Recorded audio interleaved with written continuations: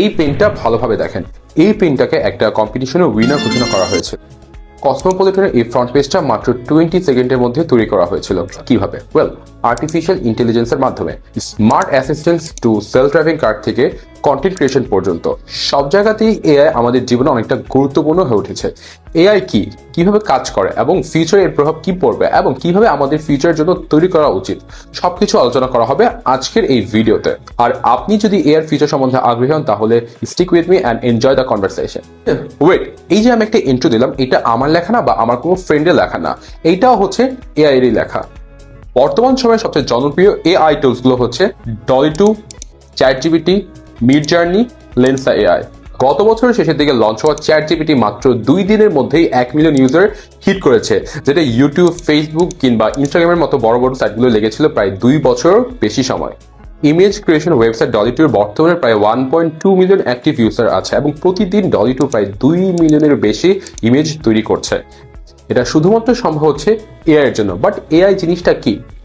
AI artificial intelligence, যেটা একটা machine learning technology, যেটা বানানো হয়েছে মানুষের মতো করে চিন্তা করার জন্য।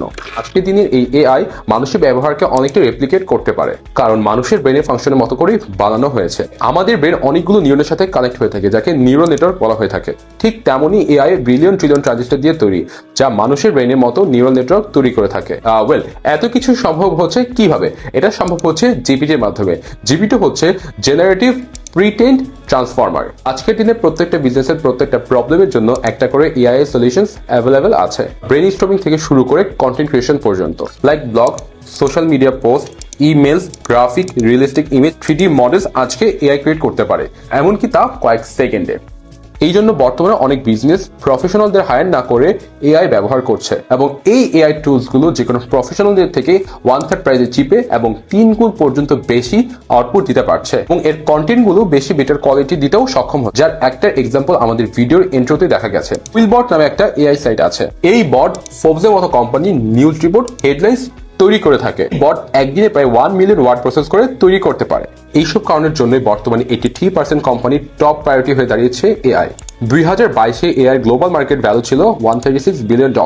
ধারণা করা হচ্ছে আগামী 8 বছরের মধ্যে এই মার্কেট আরো 13 গুণ পর্যন্ত বৃদ্ধি পাবে। কিন্তু এতে কনসার্নটা কোথায়? এআই আসার পর সবচেয়ে বড় সমস্যার সম্মুখীন হয়েছে কপিরাইটাররা। চ্যাটজিপিটি ছাড়াও কপি.এআই, RYTR, জ্যাসপার আসায় কপিরাইটার ইন্ডাস্ট্রি অনেকটাই অ্যাফেক্টেড হয়েছে। আরেকটি ইন্ডাস্ট্রি আছে, তা হচ্ছে ডিজাইন ইন্ডাস্ট্রি। শুধুমাত্র বিটি না, তাদেরকে হারানো সম্ভব। ইউএসের কোলোরাডোর আর্ট ফেস্টিভ্যালে এই পিকচারটাকে প্রথম ঘোষণা করা হয়েছিল, এবং পুরস্কার জেতার পর এই পেন্টের আর্টিস্ট রিভিল করেছিল এটা তিনি বানাননি, এটি তিনি তৈরি করেছিলেন মিডজার্নি এআই দ্বারা। ইন্টারেস্টিং একটা পয়েন্ট হলো এআই সম্বন্ধে, এআই ইন্টারনেট অ্যাক্সেস করতে পারে না। এআইটা চলতেছে যেসব ডাটা ওদের প্রোভাইড করা হয় এবং ট্রেনিং দেওয়া হয়, এবং এখন পর্যন্ত এআই ইন্টারনেট অ্যাক্সেস ব্যবহার করে লেটেস্ট ডাটা বের করতে পারে না। তারপরও এআই অনেকটাই অ্যাকিউরেট। জাস্ট ইমাজিন, যখন এআই ইন্টারনেট অ্যাক্সেস করতে পারবে তখন কতটাই না অ্যাকুরেসি প্রদান করতে পারবে। এআই কতগুলো জব রিপ্লেস করবে আর কতগুলো জব তৈরি করবে, তা বর্তমান সময়ের একটা অনগোয়িং ডিবেট। কিছুদিন আগেও ধারণা করা হচ্ছিল এআই শুধু ম্যানুয়াল জবগুলোকে রিপ্লেস করবে, ক্রিয়েটিভ জবগুলোকে নয়। কিন্তু বর্তমান সময়ে তা দেখা যাচ্ছে তার পুরোপুরি উল্টো। এমনকি প্রত্যেকটা ফিল্ডে এআই তা করে দেখাচ্ছে। এইটাও সত্য, বর্তমানে এআই এতটাও এফিশিয়েন্ট হয়নি যে পুরোপুরি হিউম্যানকে রিপ্লেস করে দিবে।